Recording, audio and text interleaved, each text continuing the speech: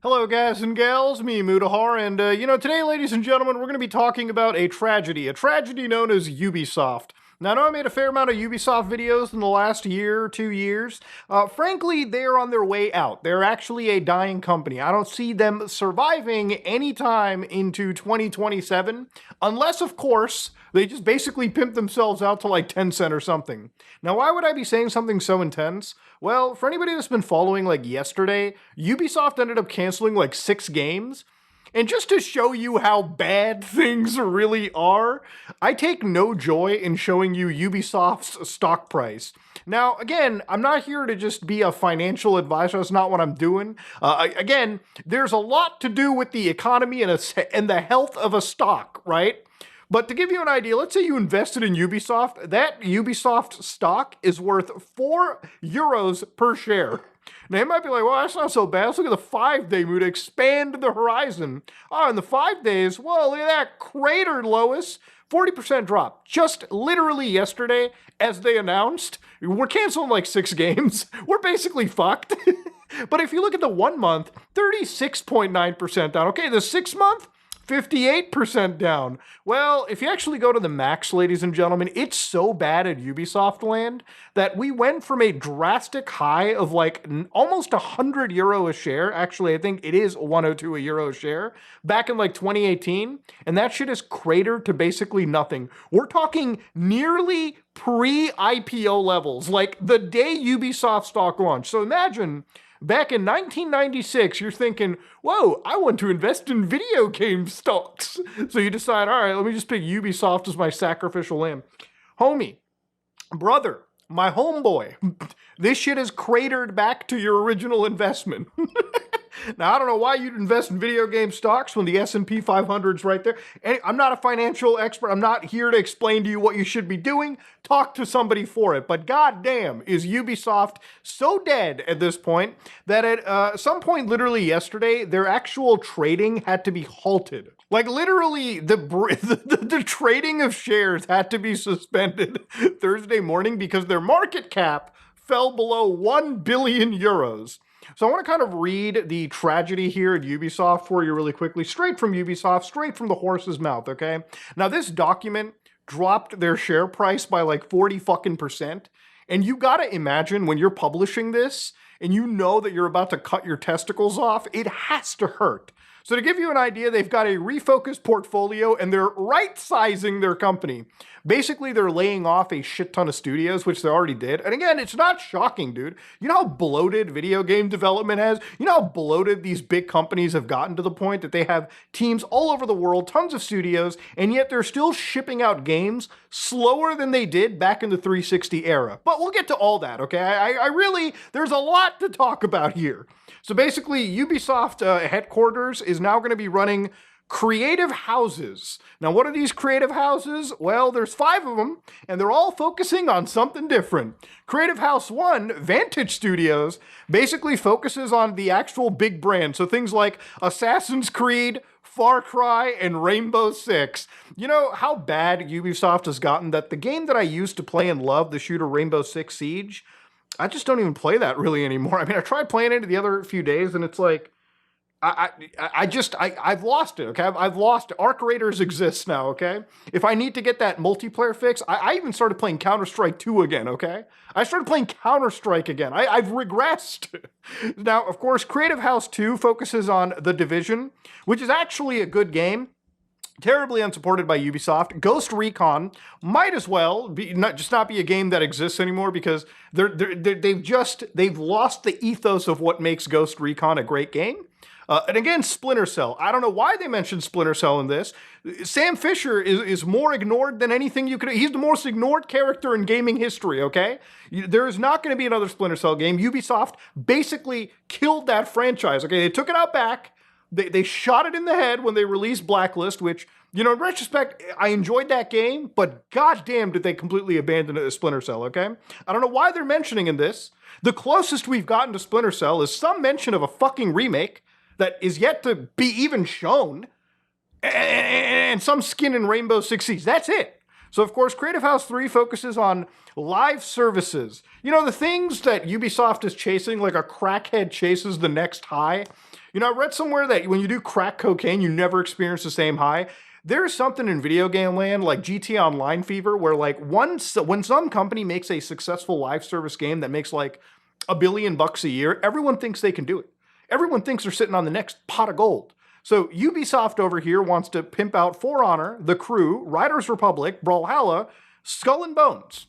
You know that game that like 4 people play, their quadruple A game? Yeah, they're really still banking on live services. Again, it's the reason why this company is tanking. It's because they put so much money into dog shit experiences that no one latches onto. Because here's the thing, you can have a great live service if the game is good. They don't even make good games. Creative House 4 focuses on Anno, Might and Magic, Rayman. When are we getting another Rayman, I wonder, you know? Prince of Persia. We'll get to that in a second. Beyond Good and Evil. And then, of course, you got Creative House 5, which focuses on Just Dance and a whole bunch of, like, fucking mobile, like, casual slops. So, Ketchup, didn't even know that existed, but I do now. Now, of course, ultimately, they said that they've got 4 new IPs in development. Wonder how many of these are going to be live service dogshit experiences, but we'll see. So, for instance, as you go down over here, they talk about things that they've canceled. So, they have discontinued 6 games. Now, one of those games, they actually mentioned by name, which is the Prince of Persia Sands of Time remake. Now, look, I like Prince of Persia, I really do. And I was really looking forward to like just even a remake of a Prince of Persia PS2 era game. You know, one of my favorite PS2 games is Prince of Persia, The Two Thrones. And I'll be real, man, like if we went back to like $50, $60 experiences, you know, they were like 8, 10 hours, 15 hours long, 20 hours long or something, you know, normal length of time, not a 300-hour like experience. I think it would be great for the company, you know? Back in the PS2 days, a lot of these companies would ship out a bunch of games a year, a bunch of good games, really. You know, if you go back to like 2004, 2005, I mean, 2005 was just an excellent year for video games from every single front imaginable. Here's the issue, and I'll mention it really quickly. I'll actually, you know, fuck it, we'll go in depth.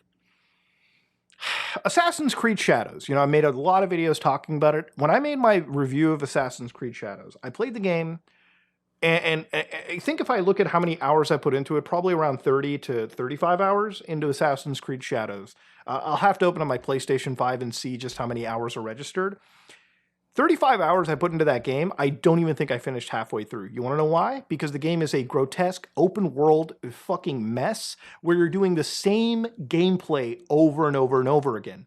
You could play Assassin's Creed Shadows for 3 hours, and those 3 hours would be enough for you to experience the remainder of the game. Because every assassination plays out the same way. You go to a different part of the map. You basically fucking follow some guidelines into a city. You use the L2 button to like scan for, you know, where your target is, some key points of interest. You do that over and over and over again. And it's so grating after 10 hours that you just stop. I stopped playing the game. I didn't finish it. Now here's the thing. Assassin's Creed Shadow is a huge open world. Clearly a lot of money has been spent into it. But they didn't think about the gameplay. The amount of hours I spent on Assassin's Creed Shadows, I could have put the 35 hours into something like Assassin's Creed 2. And not only could I have beaten that game, but all the content would have been meaningful, start to finish, storyline, everything, side content, yada, yada, yada. All of that could have been completed 100% in the time I spent on Shadows. So when I look at games like Prince of Persia, for instance, right, which are linear action-adventure experiences, I would rather Ubisoft make games that are in that scope, you know, where they're not these crazy open worlds. They're not these fucking 300-hour fucking single-player experiences that most people get too tired of finishing. They could shit out smaller-scale Assassin's Creed games. They did that with AC Mirage, and from my understanding, it did well. They could do that with all their single-player stuff. They would spend less money on a game. They would tax developers less of their mental fortitude, and they would probably sell more copies, like less development time, less money spent, more product shipped out, good product, and people would probably buy it if you priced it well, without resorting to shit like season passes, without resorting to live service microtransaction stores, without trying to nickel and dime the gamer, without selling gamers, you know, incomplete experiences that they don't even actually own. Try buying Ubisoft physical single-player games and look at the box. Internet required for a single-player experience. If Ubisoft was even slightly respectful to the gamer, if they didn't say shit like gamers should be getting used to not owning their fucking game and then just released good single-player experiences, and you can have multiplayer live stuff. Tons of companies do that. But if you kept your core franchises and released things in reasonable scope, you'd be fine. You'd actually be fine. But again, when you look into this company, you know that they're not learning anything. Because in their new operating model, they're going to empower the execution of the strategy centered on open world adventures and games as a service native experiences. So they're not learning anything, okay? The same shit that I said sucks donkey balls. The same reason why their stock is cratered to fucking nothing. And gamers are bitching about fatigue in their titles, okay? They're going to chase that. That's the high. They're chasing the dragon. They're not stopping. Literally, I'm telling you, as a fucking gamer, as a game consumer, as somebody that actually really enjoyed Ubisoft games back in the day, I'm a fucking huge Assassin's Creed fan, okay? I'm a huge fan of shit like Splinter Cell. I'm a huge fucking fan of Rainbow Six. I love me some Ghost Recon. Dude, I get my dick wet for some Rainbow Six Vegas every once in a while on the Xbox One. I love these Ubisoft titles. Not the current modern shit, but I love some of the stuff from the 360, PlayStation 3, PlayStation 2 era. Even beyond. Even before that, actually. The PC. Why can't they go back to that? So they're talking about how they're going to include accelerated investments behind player-facing generative AI. So the thing that tons of gamers have a hard... Game developers fucking have an issue with, all right? Like, you know, ethically, at least some. Game players, people who play video games, a lot of them hate that technology. And you've just written that you're going to chase that technology, knowing full well even studios that actually make really good games, like Larian, just got their asses reamed for even fucking with generative AI in that concept phase. Like, they're dead. This company is fucking dead, dude. This company has just committed seppuku on a great stage. And of course, obviously, let's look into one game that survived, which was Beyond Good and Evil 2. This game has been in development for like 18 fucking years. I'm not even joking. You know, back in the day, when it came to games, right? Like we had a game called Duke Nukem Forever. It was in development hell for so long, it became a huge joke in gaming. This is the new fucking joke, okay? This is another open world Ubisoft experience thrown in. And this is gameplay from 7 years ago that I'm showing you. Is this game going to be completed? I don't know. But I guarantee you when it's completed after 18 years of development, they're going to complain about the price of this game. They're going to be like, you know what? Did it make its money back? Because they spent 18 years of development costs for a Beyond Good and Evil game. Beyond Good and Evil, which only has one game in its franchise, okay? One game in the franchise exists. And they're putting 18 years of dev time into fucking Beyond Good and Evil 2. Make it make sense, right? And of course, obviously, this is a situation where it's like death by like 1,000 cuts. Because ultimately, when you look into what has been going on with Ubisoft, there have been situations where they've made games like Star Wars Outlaws. We've talked about Star Wars Outlaws. It is the prime example of 7 out of 10 Ubisoft open world, right? Even with a brand like Star Wars, it wasn't enough for that game to sell like hotcakes, okay? And there's good Star Wars games that have come out. Jedi Survivor, you've got Jedi Fallen Order. Star Wars Outlaws fell apart because it was just Ubisoft open world design where, you know, the first 7 hours are interesting and great, and then you realize that you're just doing the same shit for the remainder 40, 50 hours. Ubisoft games could be like a third of their runtime and immediately be better than what they actually ship. That's how insane it is. But it's not just that. Games like Assassin's Creed Shadows, which for all the actual effort Ubisoft put into it, they actually just canceled the second pack of DLC for that game. So again,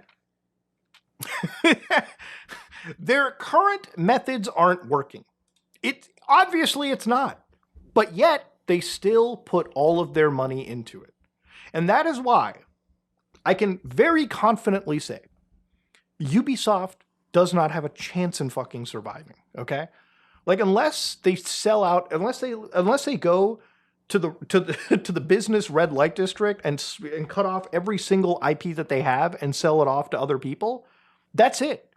And maybe that's a good thing. Look, ultimately, at the end of the day, the big benefit that I can see out of this, if Ubisoft falters and fails, I just want somebody to buy it like Splinter Cell or any other IPs and just fucking make games, actually make video games, and make games that aren't 100-hour experiences. You know, a lot of people have been saying, man, I wish they made a Splinter Cell game with Ubisoft. I don't. You know why? Because I guarantee you, if they made a Splinter Cell game in the year 2026 or whatever beyond, it would literally be a fucking reboot of Sam Fisher or something, or maybe like, you know, Sam Jr. And I swear to God, it would just be an open world game. It would be like a shitty open world version of Metal Gear Solid 5 Phantom Pain, okay? Gameplay from like literally a decade ago, but somehow shittier. Filled with like 4 different microtransaction currencies and storefronts to deal with, and live multiplayer slop thrown in. That is what I expect current Ubisoft. They have seen their empire fall. They know that gamers are getting fucking fatigued with the shit that they're throwing at them. Yet, they don't change. They don't course correct. This company could like literally turn around.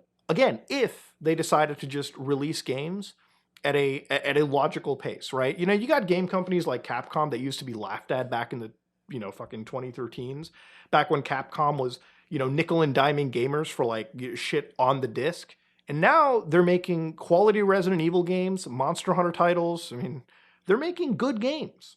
They're releasing them at an adequate pace, as opposed to like Ubisoft or a lot of Western game developers where big bloated budgets, big bloated teams, games are massively bloated, and we're only getting like 3 or 4 different games every so often. And a lot of them aren't even like, I'll be completely real. If we went back to the scope of like Xbox 360 era Assassin's Creed games, for example, I'd be okay with that. Because at least they were good.